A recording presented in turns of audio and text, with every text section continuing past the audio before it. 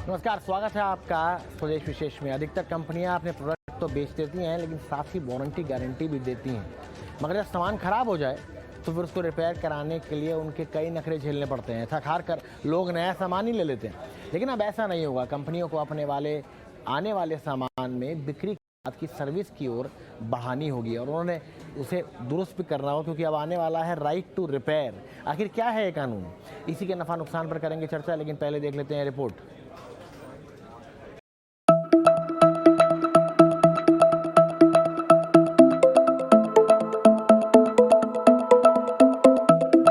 कंपनियां नहीं कर सकेंगे रिपेयरिंग से टू रिपेयर कानून बनाने की तैयारी।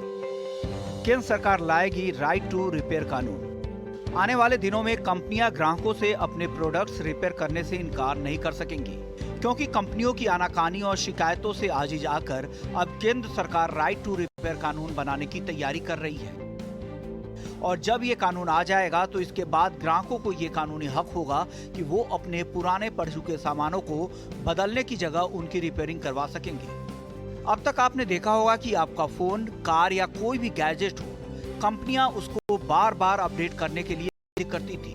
मगर अब सरकार कंपनियों की इस स्ट्रैटेजी पर लगाम लगाने की तैयारी कर रही है। सरकार ये भी सुनिश्चित करने वाली है कि कंपनियों को हर मॉडल पर सभी अपडेट देने होंगे। यानी सरकार प्रोडक्ट्स की लाइफ बढ़ाने की तैयारी में है। सीसीपीए की अध्यक्षता में सरकार ने खास मीटिंग की, जिसमें सीएम, आईसीईए सहित कई संगठन शामिल हुए और सरकार जल्द ही गाइडलाइन जारी करेगी। बता दें कि डिजिटल इलेक्ट्रॉनिक्स के लिए राइट टू रिपेयर कानून पारित करने वाला न्यूयॉर्क दुनिया का पहला शहर है और भारत भी इस लाइन में खड़ा होने जा रहा है। भारत में ग्राहकों को राइट टू रिपेयर के जरिए उनके हितों की रक्षा की जा रही है, अतिरिक्त अधिकार दिए जा रहे हैं। लेकिन ऐसा नहीं है। दुनिया के कई मुल्कों में राइट टू रिपेयर ग्राहकों के हितों के लिए पहले से ही मौजूद है और उसी मॉडल को भारत में भी अपनाया जा रहा है। और इस राइट टू रिपेयर के जरिए सरकार की कोशिश सिर्फ ग्राहकों को अधिक अधिकार देना ही नहीं, बल्कि आने वाले वक्त में देश में इलेक्ट्रॉनिक कचरे को कम करना है। कैमरामैन टॉमसन के साथ समीर दीक्षित, ET नाउ स्वदेश। चलिए, क्या है ये राइट टू रिपेयर? कैसे होगा काम? कैसे हमारा जो जीवन है वो बेहतर होगा, दिक्कतें जो हैं वो कम होगी, उस पर बातचीत करते हैं। और बातचीत करने के लिए हमारे साथ नवनीत पाठक, जनरल सेक्रेटरी AIMRA, और श्रीराम खन्ना, जो कि कंज्यूमर राइट एक्सपर्ट हैं, दोनों मौजूद हैं। सबसे पहले नवनीत सर, आपके पास आना चाहूँगा। ज़रा समझाएं हमको कि ये राइट टू रिपेयर अगर आ जाएगा तो होता क्या है, क्या होगा इससे? सबसे पहले तो सबको नमस्कार। राइट टू रिपेयर अपने आप में वर्ड अपने आप में बताता है, it is the right of the consumer to get his product repaired. होता क्या है, आज की डेट में हम लोग बहुत सारी पेचीदगियों से, जिस तरीके से इंडस्ट्रियलाइजेशन हो रहा है और जिस तरीके से टेक्नोलॉजिकल डेवलपमेंट हो रहा है, तो एक टेक्निकल जंक बनता जा रहा है। It could be even a mobile, it could be your gadgets, it could be your laptop, it could be a car, it could be anything. तो हमारे यहाँ प्रोडक्ट तो हम लोग ले लेते हैं और किसी भी एक ब्रांड प्रोडक्ट से लेने में हम डिपेंडेंट हो जाते हैं। उस प्रोडक्ट को हम स्वयं खोल नहीं सकते, हमारे पास उसका पूरा राइट नहीं है। बेसिकली क्या है, यदि मान लीजिए आज मेरे फोन की एक स्क्रीन टूट जाती है या मेरे एक गाड़ी का कोई टूट फूट हो जाती है, तो मुझे within a warranty period company के पर्टिकुलर ऑफिशियल शोरूम पे ही जाना पड़ता है। I am bound to go back to them, और मैं उसको बाहर नहीं ठीक करा सकता हूँ। उसके दो रीजन है कि साहब, एक तो वो प्रोडक्ट अवेलेबल नहीं होता, वो अपने ऊपर एक एक्सक्लूसिविटी लगा के चलती है। सर्विस सेंटर से in the name of safety वो एक बाध्य कर देती है कंज्यूमर को महंगा प्रोडक्ट खरीदने के लिए। और जब वो प्रोडक्ट ठीक नहीं हो पाता है तो हमें बाध्य करते हैं कि साहब आपको नया प्रोडक्ट लेना पड़ेगा, क्योंकि आपके पास और कोई चॉइस नहीं बचा। जबकि कोई भी प्रोडक्ट यदि कोई बना है तो उसकी रिपेयरेबिलिटी का ऑप्शन हमेशा रहता है। There is always a technical advancement. There are software जो अपने उनके साथ वो कनेक्ट करते हैं और उनके ऊपर अपनी एक कहते हैं ना मोनोपोलिस्टिक अधिकार लेकर के चलते हैं, जिसके चलते एक कंज्यूमर के पास कोई ऑप्शन ही नहीं रहता, क्योंकि उसको यूज करना है तो ही सकम्स टू देम और उसको एक नया प्रोडक्ट खरीदना पड़ता है या हायर एंड पे उन्हीं से सर्विस लेनी पड़ती है, क्योंकि वो ही उसका राइट रखते हैं। तो ऐसी स्थिति में क्या होता है कि प्रोडक्ट की एक तो ड्यूरेबिलिटी क्वेश्चन मार्क में आ गई, दूसरा कंज्यूमर के राइट्स के ऊपर एक क्वेश्चन मार्क आ जाता है। कंज्यूमर ना चाहते हुए भी अननेसेसरी का एक्स्ट्रा पैसा खर्च करता है, और इसके साथ सबसे बड़ा जो हमारे साथ चोट होती है वो होती है एनवायरमेंटल इम्पैक्ट। तो जो ये जो जंक खड़ा हो रहा है, ये जो फोन खराब हो गया है, ये जाएगा कहाँ? जिसमें बैटरीज हैं, सब कुछ है, it is going to harm my environment, it is going to impact the entire society as a whole and a globalization as a whole. उन सारी चीजों को मद्देनजर रखते हुए एक ऐसा माहौल बनाने की जरूरत है, एक रेगुलेशन बनाने की जरूरत है जिसके अंतर्गत कोई प्रोडक्ट यदि आया है तो कंज्यूमर के पास राइट हो वो अपनी इच्छा के अनुसार जहां पे प्रोडक्ट ठीक हो सकता है ओरिजिनल प्रोडक्ट मिले और उसको वो ठीक करा सके। आज की डेट में आपने देखा होगा, आपके पास एक प्रोडक्ट है, मान लीजिए स्क्रीन, आपको ओरिजिनल वही मिलेगी और कई उसका ऑप्शन भी निकालते हैं, अनऑथराइज सेलर से, अनऑथराइज सर्विस सेंटर से उसको ठीक कराते हैं, लेकिन उनके पास ओरिजिनल कहते हैं ना स्क्रीन नहीं मिल पाती हैं, which is a quite big risk as far as I understand. तो ऐसे क्यों होता है? क्योंकि वो ऑलरेडी एक ब्रांड डील कर चुका है होता है कि आप ये प्रोडक्ट सिर्फ मेरे लिए बनाएंगे एंड यू विल, जो मैन्युफैक्चरर होता है उसके साथ। तो ऐसे में अब बाध्य है, वो प्रोडक्ट तो मिल नहीं रहा है, उसका कॉन्फ़िगरेशन तो मिल नहीं रहा है, तो जो मैं बी लूंगा which will not be the original product, वो मेरे लिए 101% हार्मफुल हो सकता है and that can be technically very difficult to handle it in the long term also. तो इसीलिए right to repair is very much important for the rights of consumer, for the health of the global health of, कहते हैं ना, हमारी जो pollution हो रहा है, जो टेक्निकल पोल्यूशन बढ़ता जा रहा है, जो हमारे यहाँ ई वेस्ट मैनेजमेंट की बात होती है, उसके अंदर भी उसको कंट्रोल करने में बहुत। नवनीत सर मैं एक आपसे फॉलोअप सवाल पूछना चाहूँगा, क्या मैं सही समझ रहा हूँ कि क्या मान लीजिए मैंने एक फ़ोन खरीदा, वारंटी पीरियड में है, अब मैं चाहूँ तो उसको किसी और से अभी भी रिपेयर करा सकता हूँ, लेकिन क्या कंपनियाँ अब बाध्य होंगी कि किसी से भी अगर मैं रिपेयर कराता हूँ तो उनको उसके जो स्पेयर पार्ट्स हैं वो ओपन मार्केट में लाने के लिए, क्योंकि अगर वो स्पेयर पार्ट्स अवेलेबल नहीं होंगे।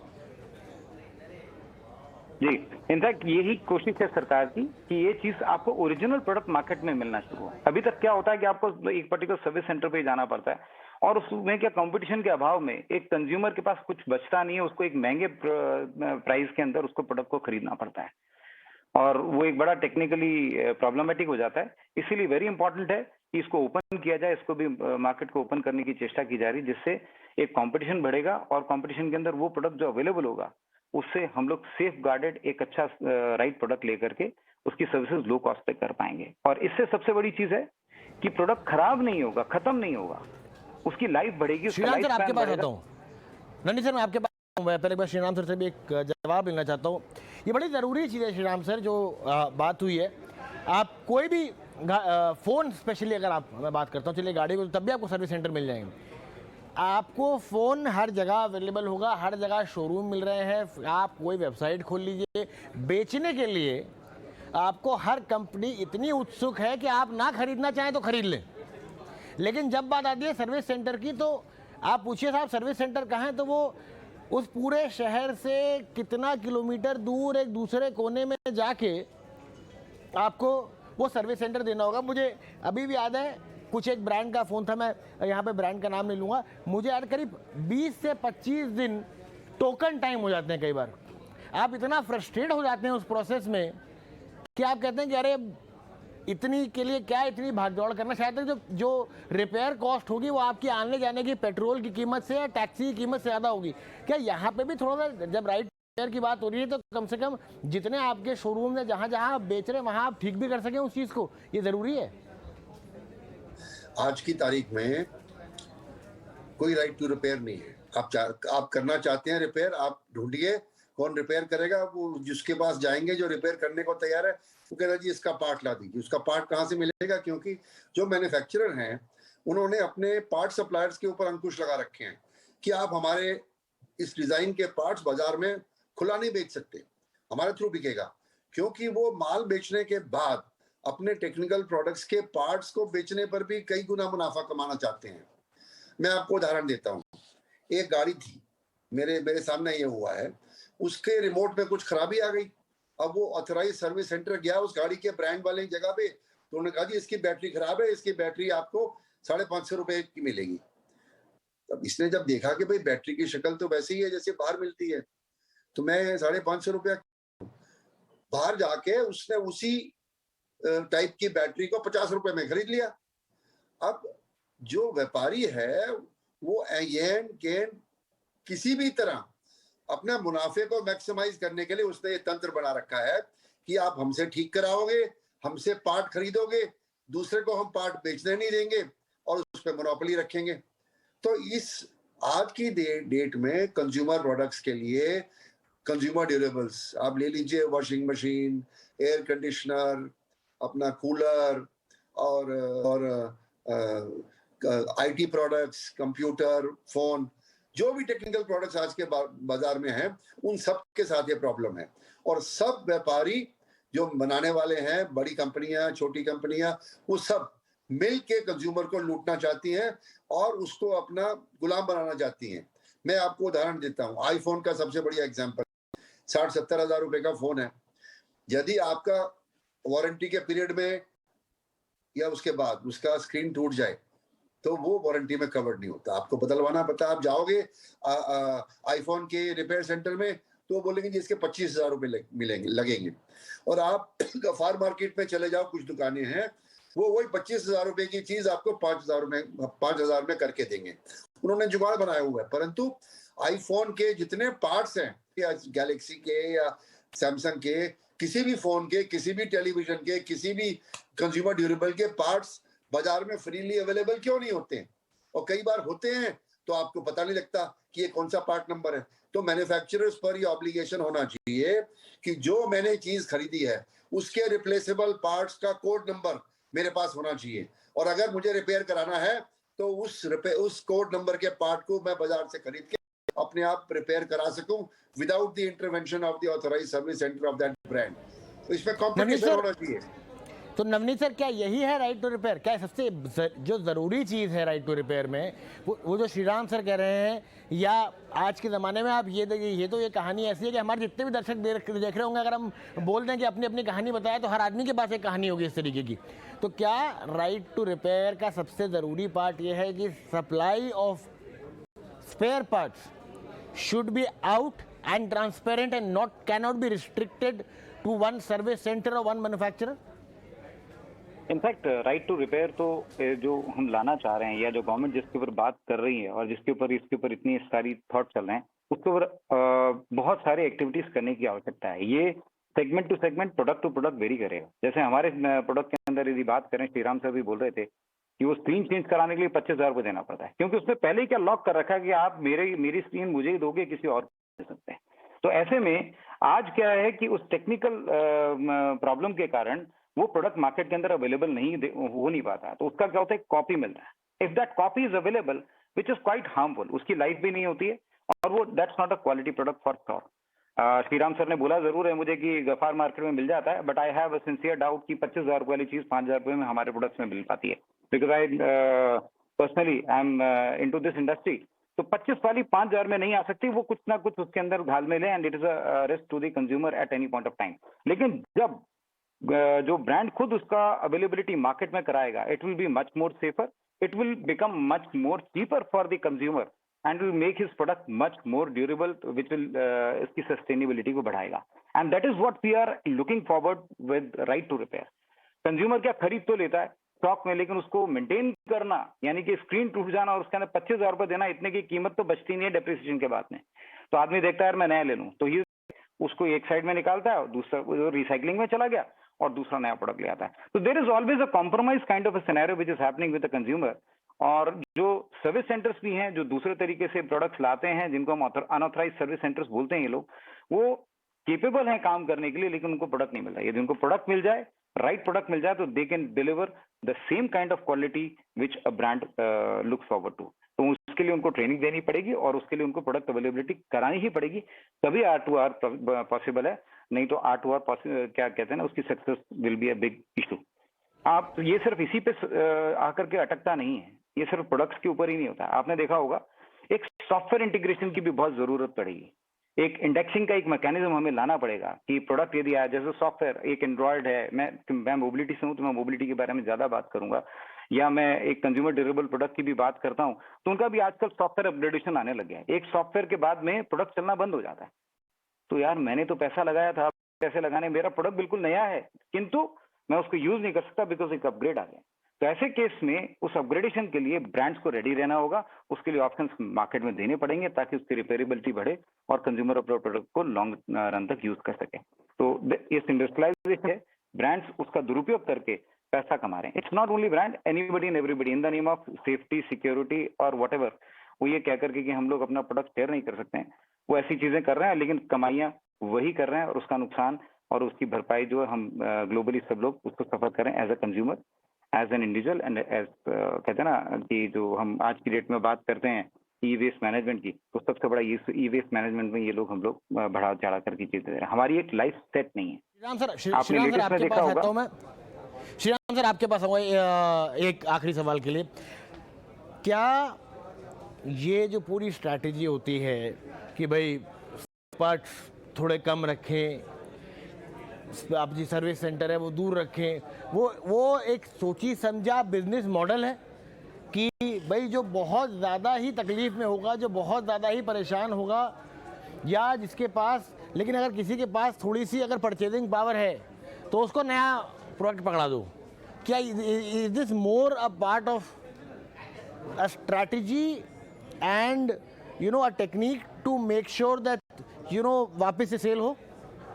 कि ऐसा है, हर कंपनी ने अपने प्रोडक्ट्स की प्लान्ड ऑब्सोलेसेंस करी हुई है, यानी कि कितने देर में ये प्रोडक्ट बेकार हो जाएगा। फिजिकली चलेगा पर उसका पार्ट नहीं मिलेगा आपको। मैं उदाहरण देता हूं, एक व्यक्ति ने लखनऊ में एक फ्लैट स्क्रीन टेलीविजन खरीदा और उसको ये बेचा गया कि ये लेटेस्ट मॉडल है जी, सबसे बढ़िया है। खरीदने के कुछ महीने के बाद उसका स्क्रीन बिगड़ गया, वारंटी पीरियड खत्म हो चुका था। जब वो लेने गया तो उस स्क्रीन की कीमत उस टेलीविजन के कीमत से ज्यादा थी।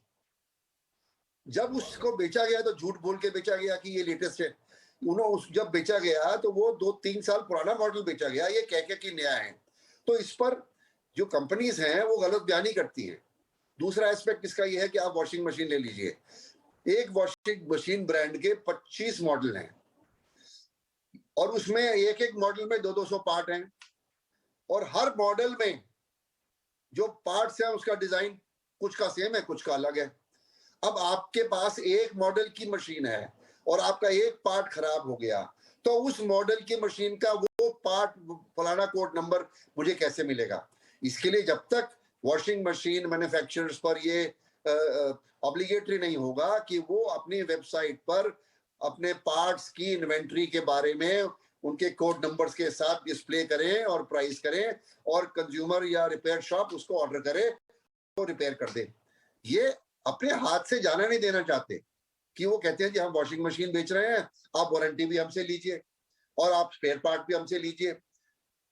तो मतलब 4 रुपए की चीज के 40 रुपए देने पड़ते हैं कंज्यूमर को, क्योंकि एक बार उसने खरीद लिया कोई चीज 20-30 हजार रुपए की तो उसके अंदर लॉक हो गया वो। अब ये तो है नहीं कि वो उसको रिप्लेस करा के दूसरा ब्रांड ले ले। तो ये जो राइट टू रिपेयर है इसके कई पहलू और जैसे अभी जो वक्ता कह रहे थे कि इसका सेगमेंट टू सेगमेंट इसका मतलब डिफरेंट होगा और इंडस्ट्री के एक्सपर्ट्स के साथ बैठ के इसकी रिपेयर के राइट की जो एसेंशियल इंग्रेडिएंट्स हैं वो डिफाइन करने पड़ेंगे और हम श्रीराम सर इसका समर्थन करते हैं। जी श्रीराम सर, नवनीत सर, बहुत बहुत शुक्रिया हमारे साथ जुड़ने के लिए। उम्मीद करते हैं कि राइट टू रिपेयर आ जाए, उम्मीद करते हैं कि हर वो राइट आए जो हमारे कंज्यूमर को, हमारे दर्शक को एक थोड़ा आसान भरा जीवन दे।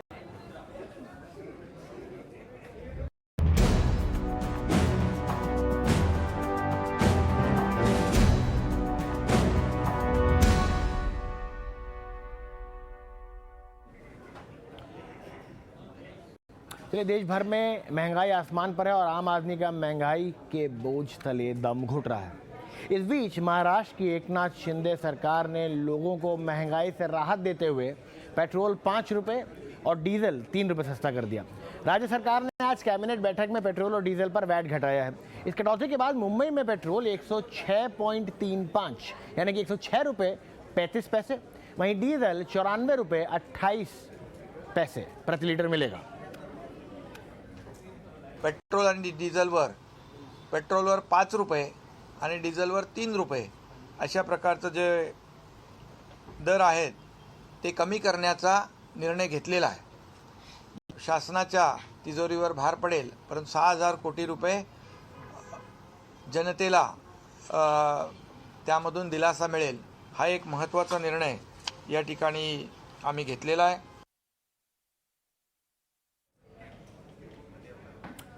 चलिए, अब खबर अच्छी है। खबर जो है वो जनता से रिलेटेड है। उस जनता से अगर उनकी बातचीत न करी जाए, अगर ना उनसे पूछा जाए कि उनको कैसा लग रहा है, तो फिर थोड़ी सी बेईमानी होगी। तो हम जाते हैं पहले जनता के पास और देखते हैं लोगों का इस पर क्या रिएक्शन रहा। 111 रुपये पर लीटर ही मिल रहा है। अभी 5 रुपये का हमें इतनी जानकारी नहीं है, और 5 रुपये अगर हो रहा है तो काफ़ी राहत ही मिलेगी। हाँ, थोड़ा तो फ़र्क पड़ेगा, लेकिन 5 रुपये से इतना तो फ़र्क नहीं पड़ेगा, लेकिन थोड़ा फ़र्क तो ज़रूर पड़ेगा। अच्छा होगा बच्चे को लाने ले जाने के लिए प्रॉब्लम हो रहा था, तो अभी थोड़ा अच्छा रहेगा, स्कूटर से वगैरह जाएंगे तो। देखा जाए तो बहुत कम होनी चाहिए, क्योंकि बहुत प्रॉब्लम बहुत दिक्कत होती है। अगर सरकार से रिक्वेस्ट है वो कम कर सके तो और ज़्यादा अच्छा है। मेरे ख्याल से बेटर है, क्योंकि अगर पेट्रोल के ऊपर भी जीएसटी टैक्स और ये सब इंक्लूड करेंगे ना, और बाकी अदर टैक्स निकालेंगे, तो पेट्रोल अपने को जो प्राइस में मिल रहा है उससे और कम कीमत में मिल सकता है। चलिए सर और थोड़ी बातचीत करते हैं, थोड़ा समझते हैं कि ये खेल क्या होता है, क्योंकि हमें तो अक्सर अब ये राजनीतिक लगने लग गया है। क्योंकि जब भी कोई अपोजिशन पार्टी होती है वो बड़ा तेल के दाम कम नहीं करती है, वो कहती है सेंटर करे। जब भी एक ऐसी सरकार आती है जो ये सेंटर के साथ होती है वो कम कर देती है। किसका फ़ायदा है, किसका नुकसान है, इस सब पे बात करेंगे। हमारे साथ डीके सराफ जो कि पूर्व चेयरमैन है ओएनजीसी के। सर ये ना इकोनॉमिकल से ज़्यादा थोड़ा पॉलिटिकल लगने लग गया है कि जो सरकारें होती हैं, जो विपक्ष में होती हैं, वो कहती है नहीं हमारी तो राजस्व घट जाएगा, हमारे पास तो पैसा नहीं बचेगा। लेकिन जब कोई सरकार आती है सेंटर की, जो कि सेंटर से अलायंस में होती है, तो ये फैसला ले लिया जाता है। क्या अभी भी पूरी तरीके से मार्केट ड्रिवन नहीं हो पाई हैं चीज़ें, क्योंकि कहीं ना कहीं ये फैसले तो हैं वो जनता के हक में होने चाहिए। नहीं, ये जो प्राइसेस है पेट्रोल की और डीजल की, जहां तक ऑयल कंपनीज का संबंध है वो तो मार्केट ड्रिवन ही है, और उनको पूरी ऑटोनॉमी है पेट्रोल और डीजल की प्राइसेस डिक्लेयर करने के लिए। लेकिन क्योंकि पेट्रोल डीजल जीएसटी कानून के अंदर नहीं है, और इसमें स्टेट गवर्नमेंट्स को अभी अथॉरिटी है कि उसके ऊपर बीएटी लगा पाए, तो सब स्टेट्स के अंदर बीएटी की जो दर है वो अलग अलग है। महाराष्ट्र में जो बीएटी की दर थी काफी ज्यादा थी, और अगर 4 मेट्रोज की बात करें तो चारों मेट्रोज में महाराष्ट्र में यानी कि मुंबई में जो पेट्रोल की डीजल की कीमतें थी सबसे ज्यादा थी। अब जो 5 रुपए और 3 रुपए, 5 रुपए पेट्रोल पे और 3 रुपए डीजल पे जो बीएटी सरकार ने कम किया है, वो एक बहुत बड़ी राहत है। हालांकि इसके बाद भी मुंबई में जो पेट्रोल डीजल की दरें हैं फिर भी चारों मेट्रोज में सबसे ज्यादा होंगी, लेकिन फिर भी ये 5 रुपए और 3 रुपए बहुत बड़ी राहत है। और मेरा तो ये मानना है कि ये शायद शुरुआत होनी चाहिए, कुछ और भी कम होने की शायद थोड़ी बहुत गुंजाइश है। और इसके अलावा क्योंकि जब कुछ अभी टैक्सेस लगाए थे सरकार ने कोई इस महीने के शुरू में 1 तारीख को, उस समय सरकार ने कहा था कि अगर तेल की कीमतों में कुछ गिरावट आती है तो हम फोर्टनाइटली रिव्यू करेंगे। तो फोर्टनाइट जो है वो 2 दिन बाद खत्म हो जाएगी, तो वहां से भी कुछ राहत की संभावना है। हालांकि वो राहत जो है तेल कंपनीज को मिलेगी और कंज्यूमर्स को नहीं मिलेगी। कंज्यूमर्स को तो वो जो राज्य सरकारें हैं उनको ही कुछ अपना वीएटी कम करके वो करना पड़ेगा। पर सर खबरें अभी भी आ रही हैं कि तेल कंपनियां कह रही हैं कि अभी थोड़ा सा दाम बढ़ाइए। अच्छा, एक बड़ी इंटरेस्टिंग चीज़ है जो आपने कहा कि ऑटोनॉमी तो है, लेकिन अक्सर कई बार तेल कंपनियों के बयान आते हुए दिख जाते हैं कि अरे दाम बढ़ाना चाहिए। तो ये बड़ी दुविधाजनक चीज़ हो जाती है कि क्या सरकार अभी भी दाम कंट्रोल कर रही है, और अगर मार्केट ड्रिवन है तो तेल कंपनियां क्यों इस तरीके के बयान जारी करती हैं? नहीं है तो ये मार्केट ड्रिवन, फिर भी शायद मेरे ख्याल से ऐसा होता होगा कि विचार विमर्श शायद करती होंगी कि क्योंकि जो तेल की कीमतें बढ़ेंगी तो महंगाई की दर बढ़ेगी, इन्फ्लेशन बढ़ेगा, तो वो एक मैक्रो इशू है। और उस मैक्रो इशू को जो है वो कलेक्टिवली सरकारों को और पीएसयू ऑयल मार्केटिंग कंपनी है उनको मिलकर उनको सॉल्व करना है। तो इस तरह का शायद कुछ विचार विमर्श होता होगा। लेकिन ये जो तेल की कीमतें हैं रिटेल की, ये फुली डीरेगुलेटेड है, और जो राज्य सरकारें हैं उनको वीएटी लगाने का हक है अभी, क्योंकि ये जीएसटी में नहीं है। अगर ये जीएसटी में आ जाएंगे पेट्रोल और डीजल, तो पूरे देश में जो लगभग कीमतें समान हो जाएंगी। तो वो लेकिन अभी मुझे लगता नहीं है कि अभी कुछ निकट भविष्य में ऐसा होगा। सराब सर, बहुत बहुत शुक्रिया हमसे बात करने के लिए। देखिए, जब भी हम रिश्ते की बात करते हैं ना कि तेल कंपनियों के और मार्केट ड्रिवन प्राइजेस के, तो गाना याद आ जाता है कि मैं हूं कि नहीं। तो अभी तक हम ये सोच ही रहे हैं कि क्या ये डीरेगुलाइज्ड है कि नहीं, मार्केट ड्रिवन है कि नहीं। चलिए, इसका सवाल तो अब आगे हम ढूंढते रहेंगे, लेकिन संदेश विशेष में अभी के लिए समय खत्म हो चुका है। लेकिन आप देखते रहिए 18 और अपना और अपनों का ख्याल रखिएगा।